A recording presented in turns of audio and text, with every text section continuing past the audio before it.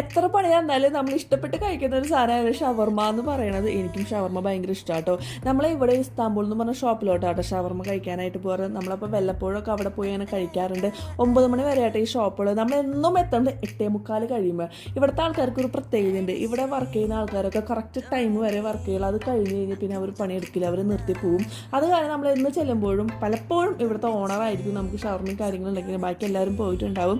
അങ്ങനെ നമുക്ക് ഷവർമ കിട്ടി നമ്മളങ്ങനെ ആർത്തിയോടെ കഴിക്കാൻ വേണ്ടി നിൽക്കുമ്പോഴാണ് ഞാൻ ചില്ലി പേസ്റ്റും എല്ലാം കൂടി കമഴ്ത്തിയപ്പോൾ ഒന്നും എൻ്റെ പ്ലേറ്റിലേക്ക് മര്യാദയ്ക്ക് വീണില്ല. ആകെ ഒരു ചറ പറയായി എൻ്റെ പ്ലേറ്റിൽ ഫുള്ളും.